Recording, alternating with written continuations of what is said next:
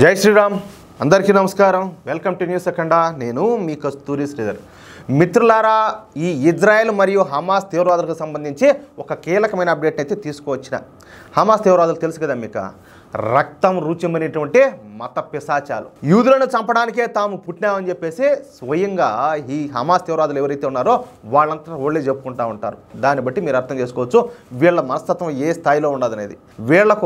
వీళ్ళ మతంగా అనేటటువంటి మనిషి అనేవాడు ఎవడైనా కూడా దొరికినాడో ఇంకంతే. ఈ హమాస్ తీవ్రవాదులు ఏ మాత్రం కనికరం కూడా చూపించరు, ఇంకంతే. ఇంకా వేరే మాట అనేది ఉండదు. ఈ హమాస్ తీవ్రవాదులందరూ కూడా జాంబీలే అంటే తెలుసు కదా మీకు, అదొక రకమైన తెగులు అనమాట, అదొక జబ్బు. అదేంటంటారు చూడు, సైకిల్ లాగా ఆ రకమైన మెంటాలిటీ ఉండేవాళ్ళు. ఆ పెట్రోల్ అమ్ముకుని బతికేటటువంటి అరబ్ దేశాల నుంచి వీళ్ళకి ఫండింగ్ అయితే విపరీతంగా వస్తూ ఉంటుంది. ఇక వీళ్ళు తమను తాము యుద్ధ వీరులుగా చిత్రీకరించుకుంటూ ఉంటారు. అంతేకాదు ఈ ముస్లిం ప్రపంచంలో ఈ హమాస్ తీవ్రవాదులను యుద్ధ వీరులనే కీర్తిస్తూ ఉంటారన్నమాట. వీళ్ళకి ఏం కావాలంటే అది ఏర్పాటు చేయడానికి అరబ్ ప్రపంచం అంతా కూడా సిద్ధంగా ఉంటుంది. మీకు తెలుసు కదా, ప్రపంచంలో చాలా దేశాలు ఉంటాయి, కానీ చాలా దేశాల ఆర్మీ దగ్గర లేనటువంటి అత్యాధునికమైన ఆయుధాలు కూడా ఈ హమాస్ తీవ్రవాదుల దగ్గర ఉంటాయి. ఈ ప్రపంచంలో తయారయ్యే అత్యాధునిక ఆయుధాలు దాదాపుగా ఈ హమాస్ తీవ్రవాదులకు అంతా ఉంటాయన్నమాట. దాన్ని బట్టి మీరు అర్థం చేసుకోవచ్చు. అయినా సరే ఈ హమాస్ తీవ్రవాదులకు ఇజ్రాయెల్ ఆర్మీతో ఎదురెదురుగా తలపడే ధైర్యం అయితే లేదు. నిజానికి ఈ హమాస్ తీవ్రవాదులు అనేవాళ్ళు పిరికి పందలు. అందుకే ఈ హమాస్ మత పిశాచాలు నేరుగా ఇజ్రాయెల్ సైనికులను ఎదుర్కొనే సాహసం అయితే ఎట్టి పరిస్థితుల్లో కూడా చేయరు. అదే కనుక జరిగితే ఏ ఒక్క హమాస్ తీవ్రవాది కూడా బతికైతే బ్రతకలేడు, అసలు బతకనీయరు. అందుకనే ఈ పిరిగొడ్లంతా కూడా దొంగచాటుగా దాడులు చేస్తూ ఉంటారు. ఈ దాడుల్లో కీలకమైందే 2023 అక్టోబర్ 7వ తారీఖున జరిగినటువంటి దాడి. ఈ దాడిలో 1400 మంది అమాయకపు ఇజ్రాయెల్ సాధారణ పౌరులను పొట్టన పెట్టుకున్నారు. అంతేకాకుండా మరొక 240 మంది పౌరులను ఈ హమాస్ తీవ్రవాదులు కిడ్నాప్ చేశారు. అంటే ఆ కిడ్నాప్ చేసిన పౌరులను అడ్డం పెట్టుకొని బతికిపోవచ్చు అనేది ఈ పిరికి పందల అభిప్రాయం అన్నమాట. కానీ ఈసారి మాత్రం ఇజ్రాయెల్ అయితే తీవ్రంగా స్పందించింది. హమాస్ తీవ్రవాదులపైన నేరుగా యుద్ధాన్ని ప్రారంభించింది.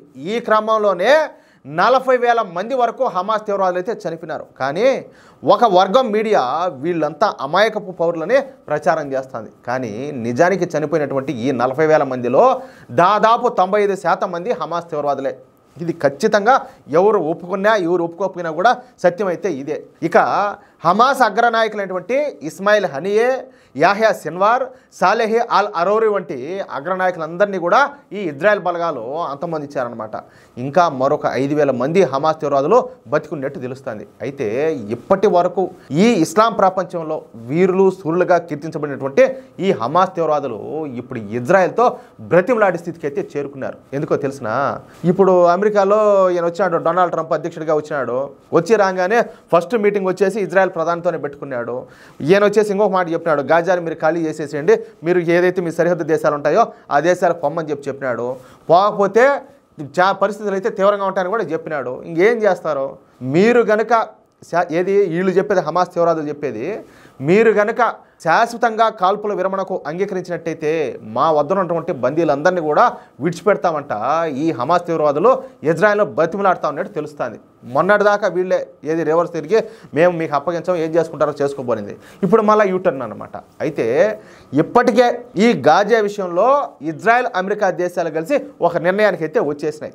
గాజా నుంచి ప్రజల రూపంలో చలామణి అవుతున్నటువంటి ఈ రాడికల్స్ను అక్కడి నుంచి తరిమి కొట్టి, అంటే వాళ్ళను ఈ సరిహద్దు దేశాలైనటువంటి ఈజిప్ట్ మరియు జోర్డాన్ దేశాలకు పంపించి ఇక గాజాను శాశ్వతంగా అమెరికా అయితే స్వాధీనం చేసుకొని ఉండాలి.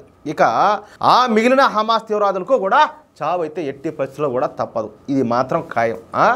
మ్యాటర్ ఇంకా జరగబోయే రోజుల్లో వేరువేరుగా ఉంటుంది. అది ఏమంటారా మిత్రులారా? ఈ న్యూస్ కనుక మీకు నచ్చినట్టయితే ఖచ్చితంగా ఈ న్యూస్ నలుగురికి షేర్ చేయండి. అదేవిధంగా ప్రతి ఒక్కరూ మీ యొక్క అమూల్యమైన అభిప్రాయాలను ఖచ్చితంగా కామెంట్ చేయండి. ఇంకో మాట, ఇంతవరకు మీరు కనుక మన ఛానల్ సబ్స్క్రైబ్ చేసుకున్నట్టయితే ప్రతి ఒక్కరు కూడా మన ఛానల్ సబ్స్క్రైబ్ చేసుకోండి, సపోర్ట్ చేయండి ప్లీజ్. జై శ్రీరామ్.